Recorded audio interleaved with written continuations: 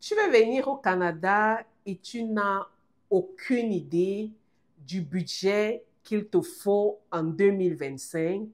Cette vidéo est pour toi. Alors, beaucoup d'abonnés m'ont souvent posé la question de savoir quel est le prix des loyers ici en Alberta, mais aussi le budget d'installation des personnes qui s'apprêtent à immigrer ici en Alberta. Alors, je m'appelle Marie-Agnès. Bienvenue sur ma chaîne, bienvenue sur la chaîne Welcome to Canada What Next.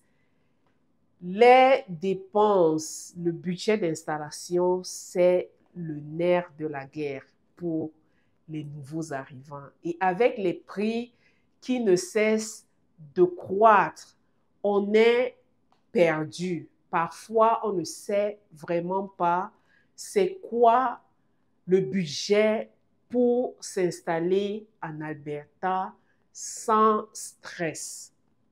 Alors, lorsqu'on reçoit ces documents d'immigration et on s'apprête, et lorsqu'on s'apprête à immigrer ici en Alberta, venant, je dirais, du Cameroun, parce que je suis du Cameroun, la première dépense qu'on aura à effectuer est celle du billet d'avion. Combien est-ce que ça coûte? À l'heure où je vous parle, j'ai fait ma petite recherche. Je dirais que les prix des billets d'avion, ça c'est vraiment une fourchette parce qu'il y a beaucoup de paramètres qui rentrent en ligne de compte. Naturellement que ça dépend de la date, ça dépend du nombre de stops, ça dépend des compagnies aériennes et des aéroports que vous choisissez.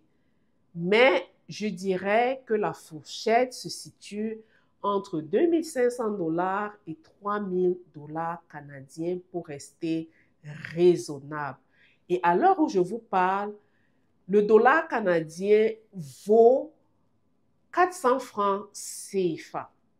J'ai regardé, ça vaut 400 francs CFA. Donc, vous allez faire les conversions. Alors, pour une famille de 4 personnes, donc 2 adultes et 2 enfants, qui veulent s'installer en Alberta, combien est-ce que ça coûte lorsqu'on a déjà mis de côté l'argent des billets d'avion? On arrive en Alberta, naturellement qu'il faudrait penser à se loger. J'aimerais tout d'abord rappeler que le logement, les règles du logement ici en Alberta diffèrent des règles au Québec. Ici en Alberta, généralement, lorsqu'on veut louer un logement, il faut prévoir 1 mois de loyer plus 1 mois de caution. Ça, c'est la règle. Maintenant, pour les nouveaux arrivants, il se peut que votre bailleur vous demande 1 mois de loyer plus 1 ou plusieurs mois de caution parce que vous n'avez pas d'historique de crédit, vous n'avez pas de boulot. Donc, très souvent, pour minimiser les risques de loyer impayés, certains bailleurs vont demander 1 mois de loyer plus 2 mois, voire 3 mois de caution. Vous pouvez avoir la chance de tomber sur un bailleur qui va simplement vous demander 1 mois de loyer plus 1 mois de caution. Généralement, lorsque des familles immigrent au Canada, le loyer classique, c'est vraiment un condo, c'est-à-dire un appartement de 2 chambres, cuisine, salon et douche. Combien coûte un condo de 2 chambres, cuisine, donc 2 chambres à coucher, un salon, une cuisine et une douche? Les loyers, la fourchette, je vais vous donner la fourchette. La fourchette de prix se situe entre 1300 et 1500, voire 1600 $ canadiens. Je le dis pourquoi?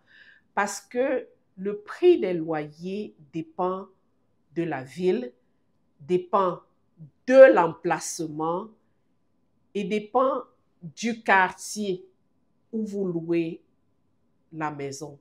Exemple, ici à Edmonton, le prix du logement ou d'un condo ne sera pas le même que l'on décide de prendre un condo au sud de la ville, de prendre un condo au nord de la ville ou de prendre un condo au centre de la ville. Naturellement que le centre-ville sera un peu plus cher.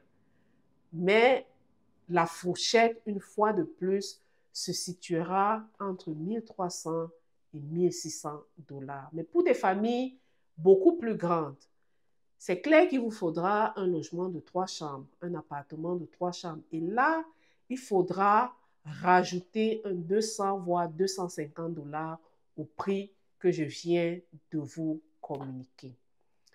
Ici en Alberta, les loyers très souvent ne comportent pas les charges locatives. J'entends par charge locative sa facture d'électricité, sa facture d'eau, sa facture de chauffage, le ramassage des ordures ménagères et selon l'endroit où on se loge, on peut avoir à payer l'entretien de la pelouse ou bien le ramassage de la neige. Très souvent, les charges locatives se situent entre 300 voire 320 et 400 dollars canadiens. Et ça fluctue, ça dépend de votre consommation. Et ici, très souvent en hiver, on consomme beaucoup plus d'énergie. Donc, vous allez voir que votre facture d'électricité en hiver sera beaucoup plus importante que votre facture d'électricité ou de chauffage en été, par exemple. Mais pour être stress-free, prévoir entre 350 et 400 dollars canadiens. Ça, c'est pour les charges locatives. Lorsqu'on arrive au Canada, il faut prévoir le budget épicerie. Bien évidemment qu'il faut se nourrir.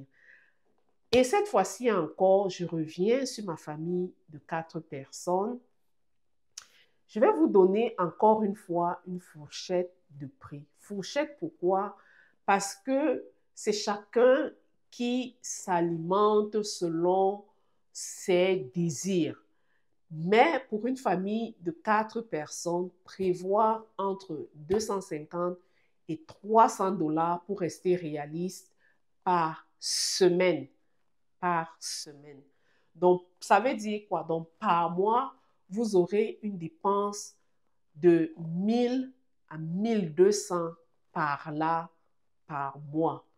Donc, vous avez déjà le budget du loyer, y compris les mois de caution. Vous avez le budget nourriture.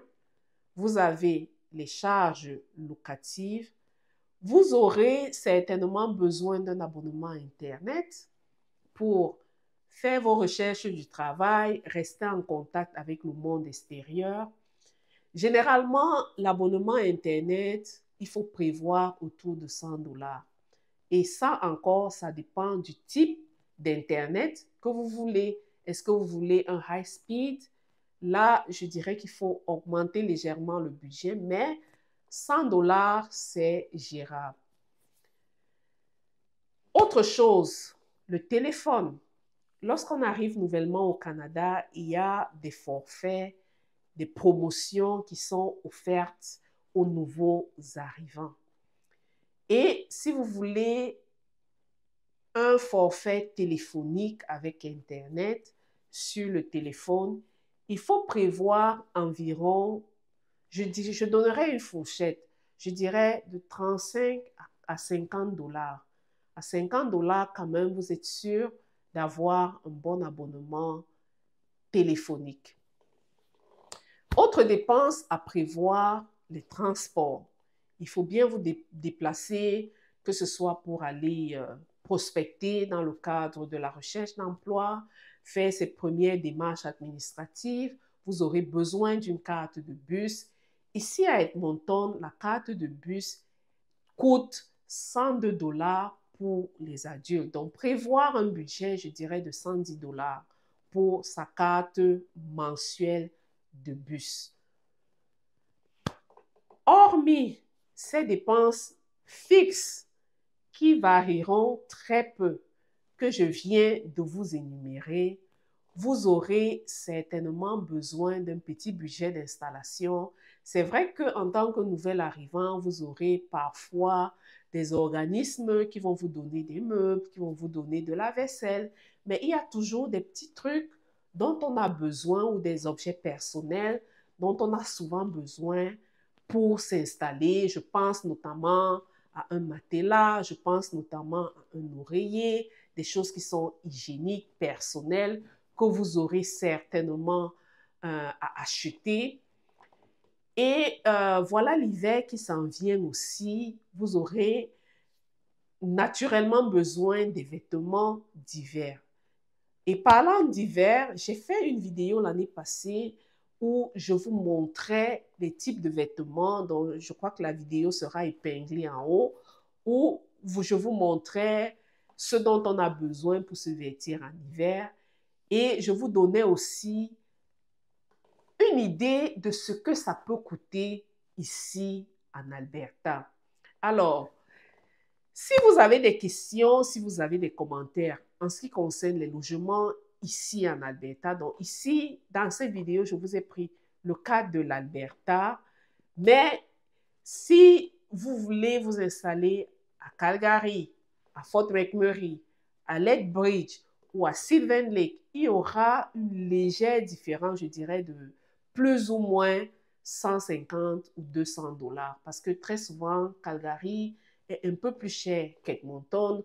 On sait que, par exemple, les loyers à Fort McMurray sont un peu plus élevés qu'à Edmonton. Donc, il faudra prévoir ces petites différences-là lorsque vous faites votre budget d'installation. Alors, j'espère que ma petite vidéo sur les loyers et le budget d'installation de manière générale pour un nouvel arrivant ici en Alberta vous a plu. Si vous avez une question, n'hésitez pas de la laisser en commentaire et surtout, n'oubliez pas de liker, de partager, de vous abonner pour ne rater aucune de mes astuces. Je vous retrouve sur une prochaine vidéo. À la prochaine!